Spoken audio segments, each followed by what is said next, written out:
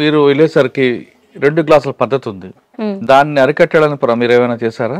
అప్పుడు మెయిన్ గా భూములు 2 గ్లాసులు అంటే టీ గ్లాస్ చెప్పారు కదా, ఆ సమస్య చేసినాం. ఏం చేశారు? వాటిని ఇంకేంది ఇక గ్లాసాలు వలగొట్టుడు, మనము గ్లాసాలు వలగొట్టుడు, ఒట్టలను ఎత్తివేయమనుడు, ఇట్లయితే సరిగా ఉండదని చెప్పని ఇక ఊరు లోపల అందరినీ సంఘాలు పెట్టినాం కదా, సంఘాలు పెట్టి యూత్ సంఘం పెడితే, బాలల సంఘం పెడితే ఇక వాళ్ళంతా తిరుగుడు, ఛాయలు తాగుడు, అవి ఎత్తేసుడు. పోచమ్మ టెంపుల్లోకి వెళ్ళారా?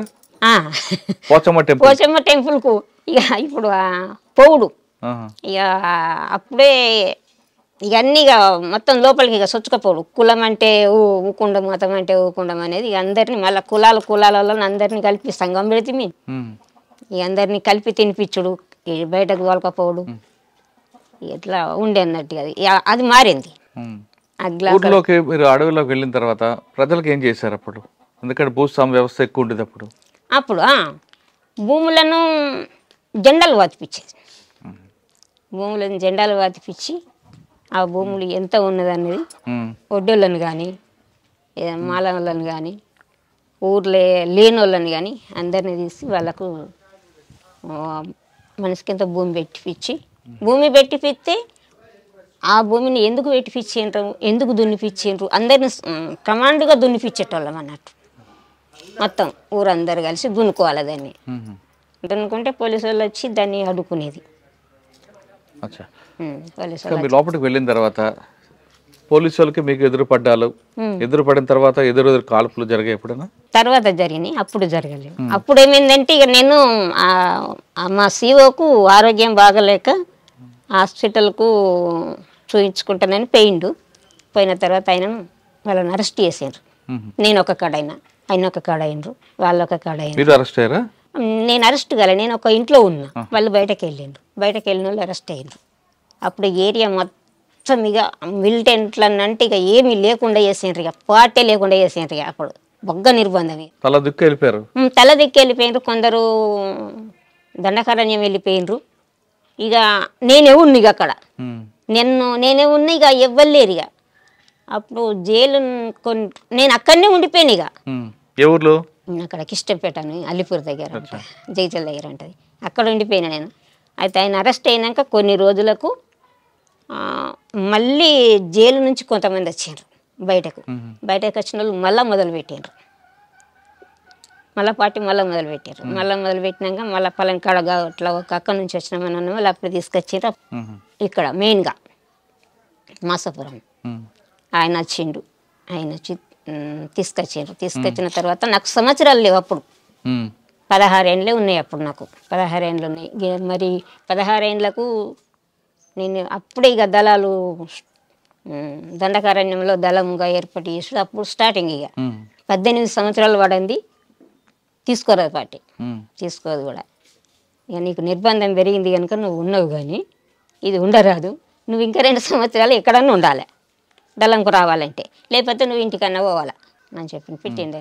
పెట్టిన వాళ్ళు మరి ఎట్లా, మరి ఇంటికి పోవడంటే మరి ఎట్లా అని చెప్పానంటే, ఇంటికే పంపిస్తాం, 18 సంవత్సరాలకు తీసుకుంటాం, 18 సంవత్సరాలు తీసుకుంది, అది కుదరని పని అని చెప్పిండ్రు. ఇక చెప్పిన వల్ల సరే నన్ను మా ఇంటికి వచ్చిండ్రు వాళ్ళు, మా వాళ్ళతో మాట్లాడి ఇక మా ఊర్లోనే ఉంచిండ్రు. మా ఊర్లోనే ఉంచినాక ఇక కొన్ని ఇక మళ్ళీ సైన్ ప్రభాకర్ ఎన్నుకుంటారు, ఆయన ఎన్నుకుంటారు అయిపోయిండ్రు. ఇక అందరు చనిపోయిండ్రు, పార్టీ లేకుండా వేకింది, ఇక మొత్తం వేయింది. ఇక ఇక్కడ మన ప్రాంతంలో ఈ కొన్ని సంవత్సరాల తరబడి మళ్ళా పార్టీ లేదు. ఇక మళ్ళీ కొన్ని సంవత్సరాలకు మళ్ళీ వచ్చింది, మళ్ళీ కోర్టుల నుండి పుర్రే లక్ష్మణ్ అని, మళ్ళీ పుర్రే లక్ష్మణ్ అని మళ్ళీ సీఓగా మళ్ళీ వచ్చారు.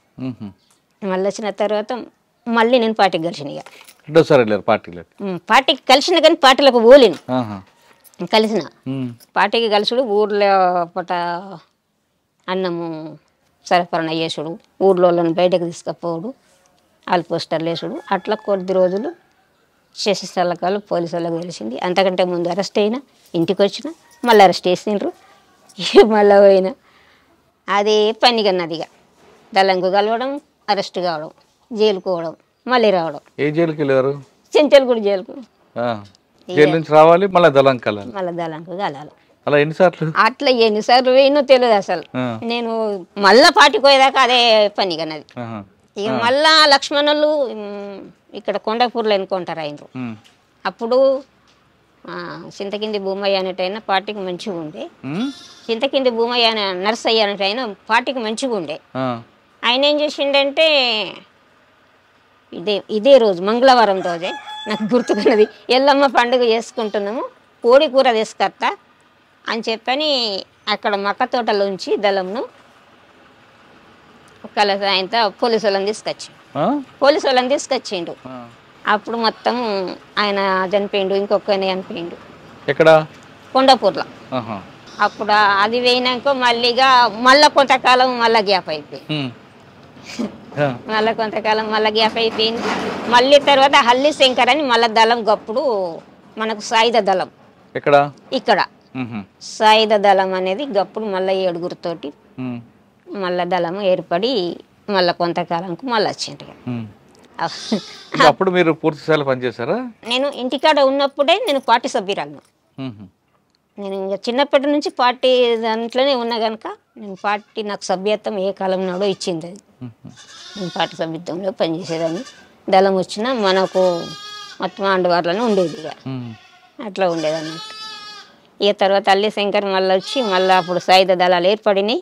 మళ్ళీ పనిచేసినాం. ఇక మళ్ళీ పనిచేసిన వాళ్ళు ఇక ఊకే పోలీసు వాళ్ళు కొట్టుడు సీటుడు అని అంటే వాళ్ళకల్లా మా వాళ్ళు ఏం చేసిండ్రు, ఇక నువ్వు ఇక్కడ ఉండద్దు,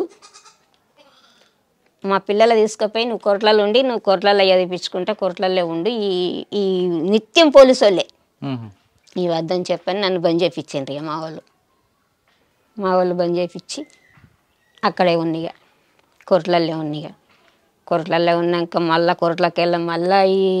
మళ్ళా దళం కాడికి పోయినా మళ్ళీ ఏరియా మహిళా విముక్తి సంఘంలో పెట్టిండ్రు నన్ను. ఇక్కడ ఏరియా మహిళా విముక్తి సంఘంలో లీడర్గా పెట్టిండ్రు మళ్ళీ నన్ను. పార్టీ మళ్ళీ ఏరియా అంతా తిరగాల, సివిల్గానే కానీ ఏరియా అంతా తిరగాల. మళ్ళీ ప్రతి లేడీస్ని కలవాల, సంఘాలల్లో మాట్లాడాలా, సంఘాలు పెట్టాలా, మళ్ళీ తిరగాలి. నేను కొట్ల కాడ ఉందాక మళ్ళీ ఇవన్నీ చేసుకొచ్చిన. ఏ ఏరియా తిరిగాము అప్పుడు? అప్పుడా ఆత్మకూరు, ఆత్మకూరు, చింతకుంట, కోనపూరు ఇవన్నీ నడుచుకునేనా? ఆత్మకూరు చింతకుంట అలాంటి ఎన్ని రోజులు పెట్టేది? ఏం బాగాసేపు ఏం పట్టదు, దగ్గరనే ఉంటాయి. దగ్గరనే ఉంటాయి. చింతకుంట. తుపాకీ నేర్పారు అప్పుడు?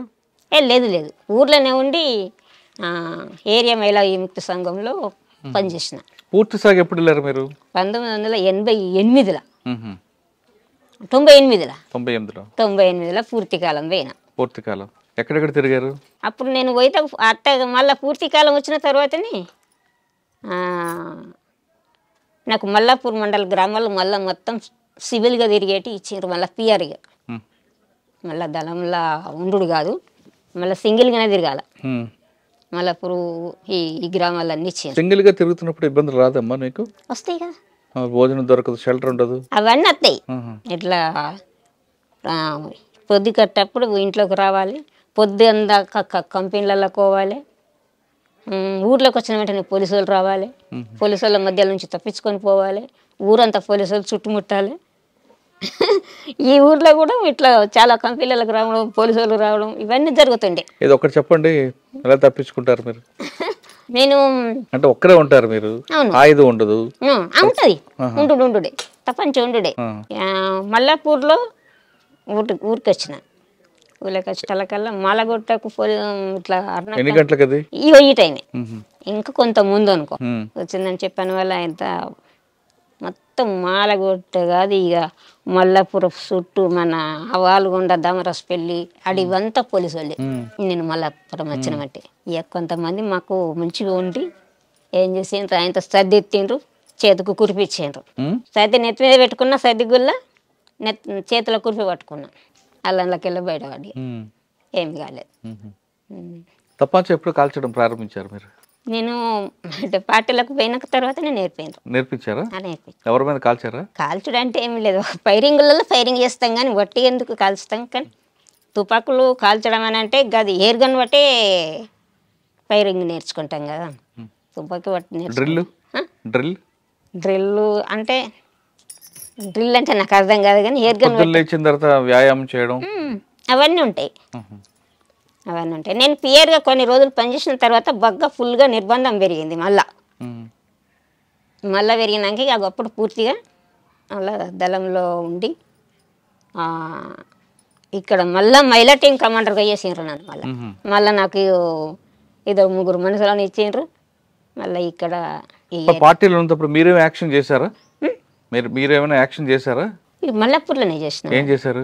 అది టెలిఫోన్ ఎక్స్చేంజ్ అది పేల్చడం. ఎవరెవరు మీరు?